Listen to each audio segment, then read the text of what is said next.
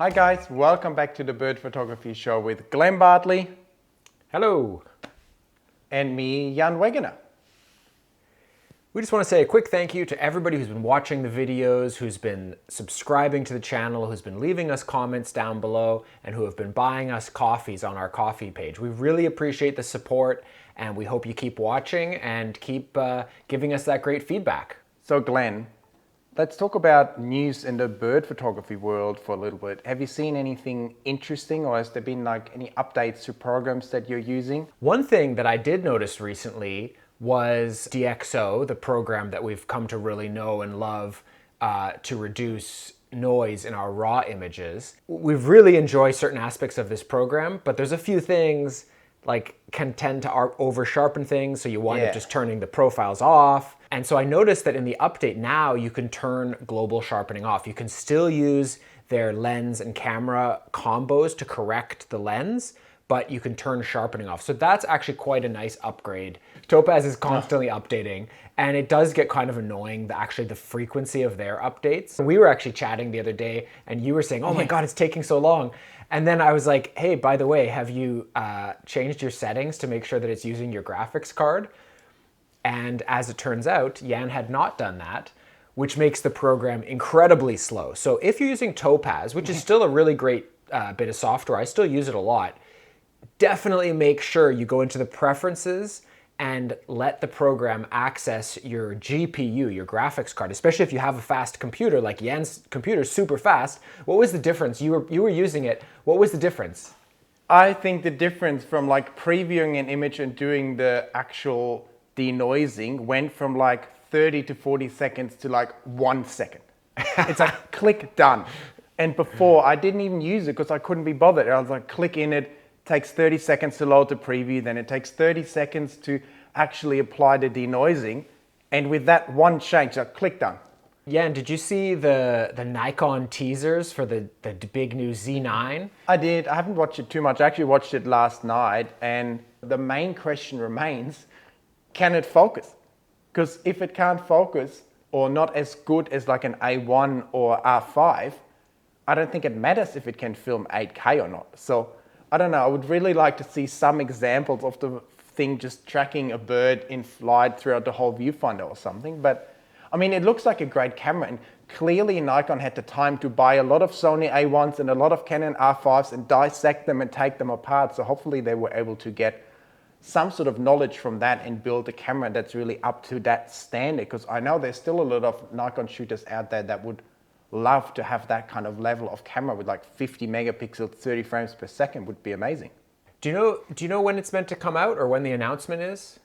I think that's sometime in the next few weeks. I think the official announcement will come, and then shipping probably towards the end of the year or sometime next year. I mean, with the chip shortages, it's actually anyone's guess when stuff will come out. And I mean, Canon has usually been good with shipping stuff, and all their latest products are not really available either. Like even like these RF big prime lenses, for instance, there's like a handful of them here and there, but there's not many lenses around. The R3 they announced it's going to ship sometime end of November, but again, I think it will be minuscule amounts. And look at people in the US. I have so many people in the comments that say, I've ordered 100 to 500 millimeter lens like a year ago, still haven't gotten it. So Jan, I saw that you had found or discovered this like pretty cool opportunity to photograph some Peregrine Falcons. Is that right? Can you tell us about that? Yeah, totally. Now that I'm finally allowed to go out a little bit further anymore, there's this really cool spot where you can actually see right into a Peregrine Falcon nest.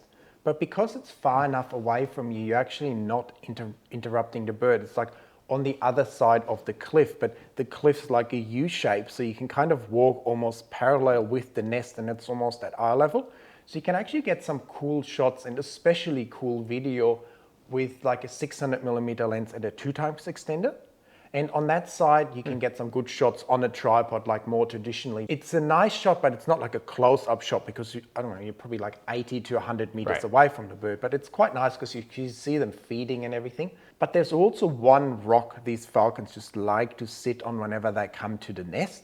The only way to get a shot is with the 600mm 2x extender in cloudy conditions, because then it just looks good. With the sun out, you just get side lit and the bird's too bright, the background's too dark, doesn't really work. But with nice cloudy conditions, with the ocean background, it looks quite nice. The only problem is high ISO, low shutter speeds, wind pushing your lens around. It's very challenging conditions. Yeah. The most amazing thing to me happened really last time, because I could see that the Peregrine Falcon wanted to take off, but I'm on the 600 with the 2x extender. So I'm like, I have an R5, it has good tracking, let's see what I can do. So I dial up my ISO, dial up my shutter speed, F11 with the 2x extender, I think ISO 6400, and it takes off, it just tracks it, and I get some nice sharp images. How about, did you get one as nice as this one? Unfortunately not. Cover of Birds of British Columbia? I'm still working to level up to your level, but I got some shots that were definitely better than what I had. And yeah, I was just amazed that at these crazy conditions with 2x extenders, we can now take flight shots at F11 1200mm handheld. That's crazy. Now, another of the shots that I saw you took, and I think it was your last post on Instagram, was of this really cool little boobook. I don't know how you pronounce it, but I'm going to say boobook. Man, I actually looked it up on YouTube as well, tried to find other people saying it, and I think they said like boobook. That was another crazy example, right? I was just walking around the first day, a bird flushes next to me, lands in the tree. I'm like, that's cool, probably like a raven or something. And then it's like this owl. I'm like, geez, during the day on a nice perch, but that day I wasn't really able to get into the perfect position. The next day, I walk along there as well. I'm actually filming a YouTube video. The bird hops on the same branch again, exact same spot, everything. But this time I knew where to stand, so I quickly ran back further, put the extender on, because I could position myself in a way where I could get a nice clean background. The first time I was just there with 100 to 500 under the tree, couldn't really get a shot. Second time, as we always say, if you think about your shot, I was able to walk around and position myself in a way to get that image. And again, F14 wide open, 2x extender on 100 to 500mm lens, like a 400th or 320th of a second, ISO 12800. Crazy settings, but you can get shots now, and you can have your camera autofocus at these settings. It's like quite dark, but it stays on the eye, you get your shots, it's amazing. No, that's really cool. I think what we should be talking about is really the limits and boundaries you can push with that new gear now, because I have been taking a lot of images I was simply not able to take previously. Like I can take this little 100 to 500mm lens, put an extender on 1.4 extender or 2x extender, shoot at F14, ISO 6400, 12800, and get good images with lightning fast autofocus. I mean, that's like unheard of. Yeah, that's definitely like one of the things I remember back in the spring when I first got the R5 and I was testing it out. And I have had the 2x teleconverter for like when the version 3.1 came out, I got it. So whatever many years that ago that was. I probably took like 5 pictures with that thing in my whole time I've owned it. Like I literally never used it because I basically just found that it wasn't worth it. So it just sat in my bag, I never used it. And then when the R5 came out, I was like, okay, now I have a full frame camera, maybe I'll try the 2x. And the autofocus is so good with that eye tracking that it never slips off. And so all of a sudden, the 2x is like totally usable. You get great results. And so that's obviously with a big prime. But like you're saying, if you can use it with a 100 to 500, so you effectively have a 200 to 1000mm lens, and you can put your camera into crop mode and ultimately have like 1600mm lens walking around. That's pretty crazy. I don't know how much longer we're going to be carrying around these monster 600mm lenses, to be honest. I mean, there's still a good use, or they're still better. Like the 600 prime is still better image quality than 100 to 500, and also with the extenders. But I couldn't really take the 600 where I can take this 100 to 500. It's like a hill. It's literally like this steep, and it's hard to walk on it actually. And I don't really see myself standing there hand holding a 600 with a 1.4 extender or something. I'd probably fall off the hill just because it's too steep and it's just too heavy to carry it around. Yeah. So having this little lens, even though you're losing a little bit of image quality, it still allows you to take images you couldn't take. And of course, the other key part of this is, because like before, if you told us back like when we were shooting with DSLRs, oh, I'm going to shoot at F14, you'd be like, that's not usable. But now that these crazy high ISOs are like usable, and as long as obviously you have to have the right, because that's the other thing, is like you have to have the right scenario with like a really distant background, because if you're at F14 with any kind of close background, it's not going to work for the style of images that we tend to go for. So that's where obviously the big primes are still going to be, you know, super helpful. But yeah, it's really cool. Like all these new possibilities are opening up with the new cameras, the new software, and some of these new lenses. So that's cool. I actually watched a video yesterday where someone said photography has gotten so boring and he doesn't really like it anymore because the camera does all the work now. But I actually find it's the opposite now. I can finally do things that I always wanted to do creatively or shoot in conditions that I wanted to shoot in, but I couldn't because the camera was always letting me down. So instead of being disappointed with this new technology, I feel like finally I can get all the shots that I always wanted to get. So I think it's a real addition and not something negative. Yeah, whoever did that video, I'm sorry to say, they don't really have a very creative mind, or they're not trying to raise the bar of their own photography, which is certainly one thing that I'm always trying to do. So no offense, anonymous YouTuber. When it comes to the technique, I don't know how you do it, but I usually try to be very, very still, put like one hand into my body, almost like a tripod, hold the other hand up here close to my body as well, and then also press the camera against my face to have it as stable as possible. And then I also, especially when I do video, I try to not breathe like very actively. I do like quite a short sort of breathing motion where I just go like,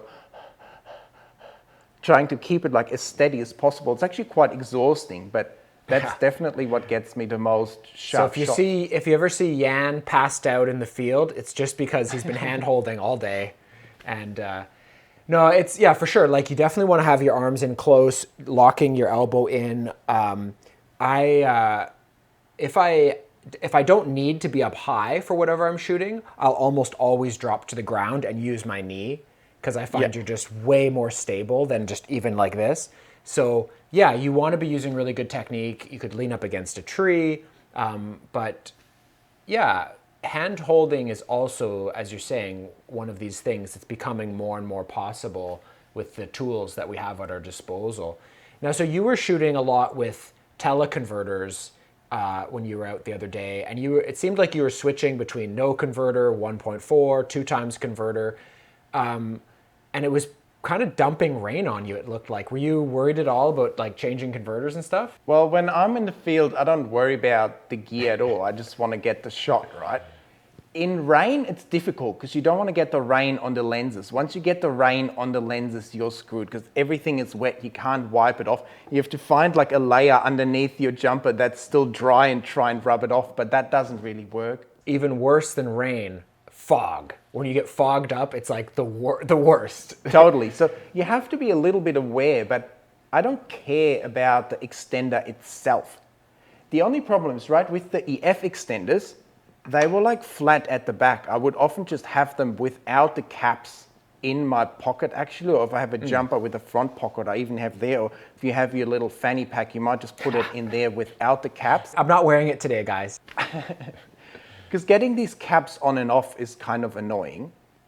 But now with the F extenders, everything sticks out so far and the rear element is kind of curved. Oh, okay. It scratches really easily, so I can't really do that anymore. So I kind of have to keep the caps on, but so these new caps are annoying as well. But if I want to change it in the field, I just literally grab the lens. I have to zoom it out. I undo it. I try to hold the camera down, obviously, especially if it's raining. I hold the lens down, and I would usually have the lens hood on as well, or you can put the cap on. Hold these things down.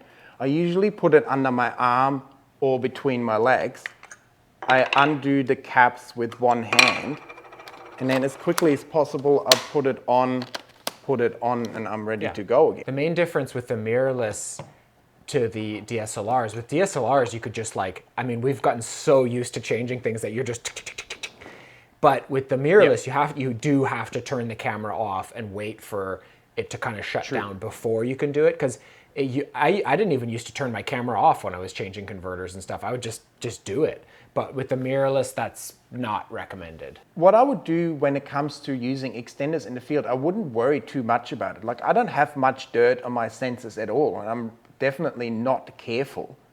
And if I want to get a shot, I want to get a shot. I just do it. Go for it. I can understand that people are more hesitant, but I think it's really the technique, pointing everything down so it's not raining on it. Yeah, that's a huge one. So obviously, if you're going to be hand holding and you're going to be shooting at these crazy high ISOs, it's super important that you know how to process those raw files. So Jan, why don't you tell us a little bit about how you processed those super high ISO images that you just showed us?